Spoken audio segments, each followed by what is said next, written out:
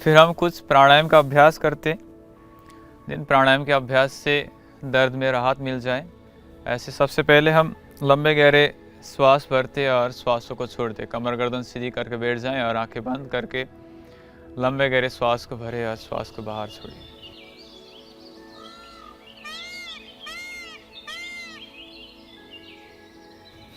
बिल्कुल सामान्य गति से श्वास को अंदर भरना है और श्वास को बाहर छोड़ना है। तस्मिन् सति श्वास प्रश्वास और गतिविच्छेद प्राणायाम। जब हम आसन का अभ्यास करते हैं उसके बाद श्वास और प्रश्वास की जो सामान्य गति है उसमें हम अल्टर करके उसकी जो गति को हम विच्छेद कर लेते हैं, उस स्थिति को हम प्राणायाम बोलते हैं। तो भस्त्रिका प्राणायाम 3 गतियों से कर सकते हैं, लेकिन आज हम साइटिका के ऊपर बात कर रहे, तो इसको हम बिल्कुल ही सामान्य गति से अभ्यास करेंगे। तीव्र गति से भस्त्रिका प्राणायाम का अभ्यास करने से दर्द में बढ़ोतरी हो सकती है, दर्द बढ़ सकती है।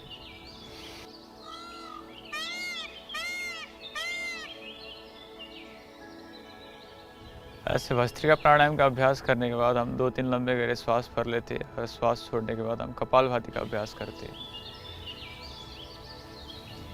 साइटिका एक वात व्याधि है, तो हम वात व्याधि को ठीक करने के लिए प्राणायाम के अभ्यास के समय पे हम विशेष मुद्राओं का अभ्यास भी कर सकते हैं। जैसे वायु मुद्रा, जिसमें हम अपने इंडेक्स फिंगर को अपने अंगूठे के नीचे दबा करके रखते, और इस वायु मुद्रा के अभ्यास करने से जो भी वात व्याधि है उस वात व्याधि को निराकरण कर सकते हैं। ये मुद्राएं अपनी एनर्जी चैनल्स को स्टिमुलेट करती है और शरीर में ऊर्जाओं का संचार करती है। ऐसे मुद्राओं के अभ्यास के साथ हम प्राणायाम का अभ्यास करते हैं।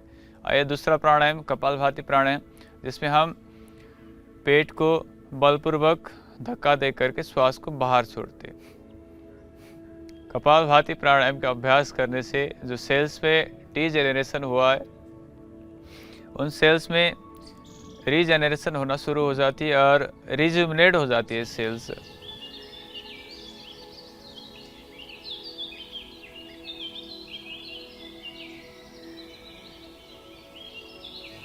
कपालभाति के अभ्यास के बाद इस अभ्यास को हम 10 से 15 मिनट तक लगातार कर सकते हैं। इस अभ्यास के बाद हम करते हैं अनुलोम विलोम का अभ्यास। दोनों हाथों की इसी मुद्रा पे रहेगी, आपकी लेफ्ट हैंड घुटनों के ऊपर रहेगी और जो राइट हैंड है उसके अंगूठे से आप राइट नोस्ट्रिल्स को बंद करेंगे आप, और लेफ्ट नोस्ट्रिल से श्वास को अंदर भर लेंगे।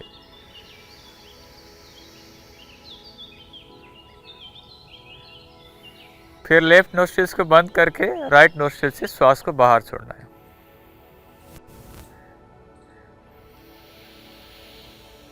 फिर इसी प्रक्रिया को हम कंटिन्यू रखेंगे।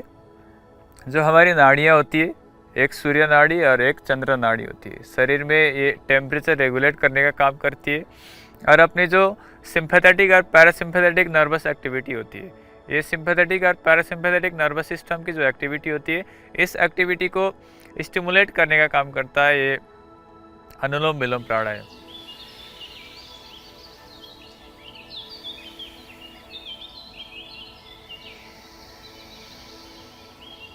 ऐसे जब हम बाएं नासिका से श्वास को अंदर भरते तो जो हमारी ब्रेन की राइट हेमिस्फीयर है वो एक्टिवेट होती है, और जब हम राइट नोस्ट्रिल से श्वास को अंदर भरते हैं तो जो ब्रेन की लेफ्ट हेमिस्फीयर है वो एक्टिवेट होती है।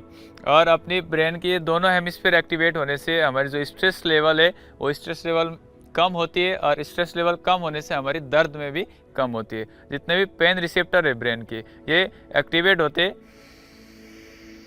अनुलोम विलोम के अभ्यास से। आइए अब अनुलोम विलोम के अभ्यास के बाद हम करते हैं भ्रामरी प्राणायाम का अभ्यास। भ्रामरी प्राणायाम में हम ओमकार का नाद करते, और पहले हम अंगूठे से कान को बंद करेंगे। फिर कान को बंद करने के बाद हम दोनों उंगलियों को, दोनों पहले इंडेक्स फिंगर को हम अपने आज्य चक्र के आसपास रखते। फिर जो शेष 3 उंगलियां हैं उससे हम आंखों के सामने रख करके आंखों को बंद करते। फिर हम लंबे गहरे श्वास भर करके हम मुख को भी बंद करके रखते और ओमकार का नाद करते नासिका से। ओमकार का नाद नासिका से करने से ब्रेन की वाइब्रेशन होती है। इस वाइब्रेशन से हमें अच्छे सकारात्मक ऊर्जाएं और सकारात्मक एनर्जी अपनी ब्रेन में स्टिमुलेट होती है, और जितने भी ग्रंथियां हैं, पिनियल ग्लैंड, पिट्यूटरी ग्लैंड, इसकी स्टिमुलेशन से जो हमारे अंदर हैप्पी हार्मोन से सेरोटोनिन, मेलाटोनिन ऐसे सीक्रेट होने लगती है। इसके सीक्रेशन से हमारे अंदर की जो दर्द है, शारीरिक दर्द में राहत मिलती है।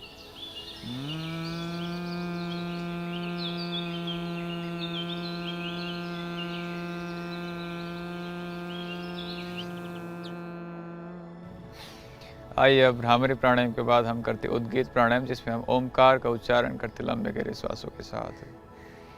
मन ही मन ऐसे संकल्प ले कि मेरी शरीर की सारी भी व्याधियाँ, बीमारियाँ, दुख, दर्द सब ठीक हो रहा है। ऐसे संकल्प के साथ लंबे गहरे श्वास भरे और ओमकार का उच्चारण करें।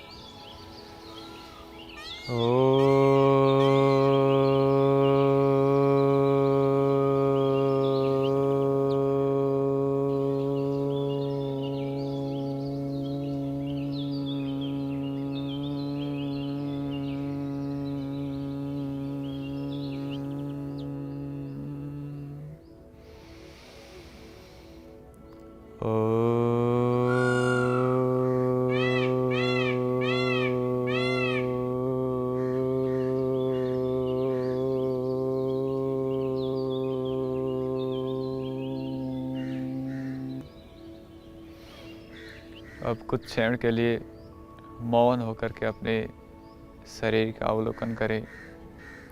दृष्टा भाव से अपनी इंद्रिय, मन, शरीर, बुद्धि को देखें।